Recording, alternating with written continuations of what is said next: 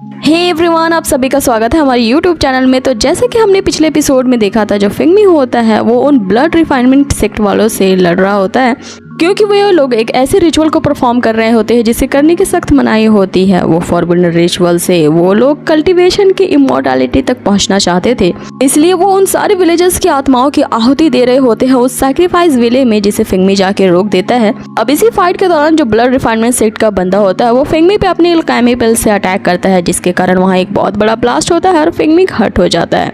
अब हमारा एपिसोड शुरू होता है जहाँ फिंगमी अभी अनकॉन्शियस था। जैसे ही उसे होश आने ही वाला होता है, वो एकदम लाइट की स्पीड से उन्हीं माउंटेन्स की तरफ तेजी से जा रहा होता है जहां वो रहस्यमय खंडर थे। और आगे हम देखते हैं कि फिंगमी, जो कि अपने फाउंडेशन बिल्डिंग के मिड स्टेज पे होता है, वो अचानक से ब्रेक थ्रू करता है और हम देखते हैं कि उसका ये लेवल भी कंप्लीट हो चुका है। आगे उसके सारे के सारे फायर एलिमेंट्स जाग जाते हैं और उसके अंदर वो सारी शक्तियां समा जाती हैं। यहाँ मिन उसे शाबाशी देते हुए कहती है कि तुम्हारे लिए आसान नहीं था कि इस फाइट के दौरान तुम इस तरह से ब्रेक थ्रू कर सको, लेकिन अब की बार अपनी लाइफ को इस तरह खतरे में नहीं डालना। यहाँ फिंगमी थोड़ा इमोशनल हो जाता है, क्योंकि शुरू से लेकर लास्ट तक अब तक मिन ने उसका काफी साथ दिया होता है।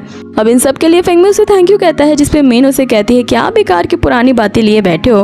अभी वहाँ पे उस कुजाई विलेज का लीडर आता है जो फिंगमी को इस फॉरबिडन रिचुअल को खत्म करने के लिए थैंक्स कहता है। फिंगमी उन्हें उठाता है और उनसे कहता है कि गलती यहाँ मेरी है, क्योंकि मैं आपके विलेजर्स को यहाँ बचा नहीं सका, क्योंकि उनके सोल्स को तो मैंने बचा लिया, लेकिन उनकी बॉडी इस फाइट में पूरी तरह डिस्ट्रॉय हो गई।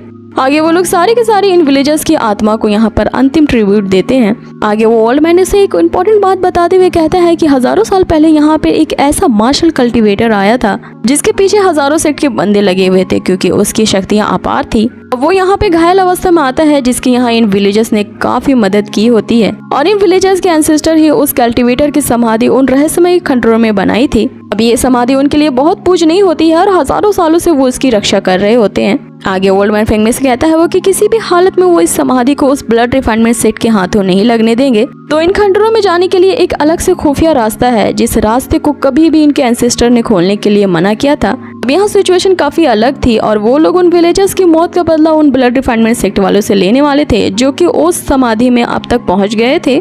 आगे जो बच्चे कुछ विलेजर्स होते हैं वो अपनी खून की आहुति देकर एक रिचुअल परफॉर्म करते हैं, जिससे वो रहस्यमय खंडरों का द्वार खुल जाता है। वे सारे विलेजर्स अपनी आत्माओं को सेक्रीफाइस करते हैं, इसी कारण वो द्वार खुलती है और वो अनकॉन्शियस हो जाते हैं। आगे वो जो दो भाई बहन होते हैं, जून और यून, यहाँ फिंगमी के साथ उन खंडरों में जाने का डिसाइड करते हैं। वहीं फिंगमी मिन को जाने से मना करता है, क्योंकि उसकी इंटरनल इंजरीज काफी ज्यादा थी इस फाइट के दौरान। वो उसी सेक्ट में जाके अपनी स्पिरिचुअल एनर्जी को हील करने को कहता है, जिसपे मिन उसे मजाक करते हुए कहती है कि तुम सारा वो एंशिएंट ट्रेजर खुद के खुद हड़पना चाहते हो, इसीलिए मुझे भेज रहे हो ना। असली वो ओल्ड मैन यहाँ अनकॉन्शियस होते हुए बताता है कि याद रहे ये द्वार सिर्फ 3 दिनों के लिए ही ओपन रहेगा और तुम्हें केवल 3 दिनों के अंदर ही अपना काम करके वापस आना पड़ेगा, तभी तक ये टनल ओपन रहेगा। अगर यहाँ फिंगमी उस द्वार के थ्रू उस खंडरों की दुनिया में पहुंच जाता है जहाँ ब्लड रिफाइनमेंट सेक्ट वाले लोगों ने पहले से ही तहस नहस मचा दी थी। आगे फिंगमी अपने उस लोकेशन डिवाइस को निकालता है, जो कि होता है वो रेड फॉक्स, और वो उन्हें उसी जगह पे ले जाता है जहाँ पे वो ब्लड रिफाइनमेंट सेक्ट वाले अभी भी कुछ रिचुअल्स कर रहे होते हैं। अब उस ट्रेजर को वो लोग पाने के लिए एक शील्ड क्रिएट कर रहे होते हैं, लेकिन उस ट्रेजर का जो एंशिएंट गार्डियन होता है, एक ड्रैगन होता है, वो उनके बीच में आ जाता है और उन सब पे अटैक करता है। लेकिन इनकी तादाद बहुत ज्यादा होती है और वो सब मिलके उस ड्रैगन पे अटैक करते हैं, जिससे वो लिटिल ड्रैगन वहीं पे बेहोश हो जाता है। आगे फिंगमी आता है और उन सबको यहाँ रोकता है ताकि वो उस लिटिल ड्रैगन को मार ना डालें।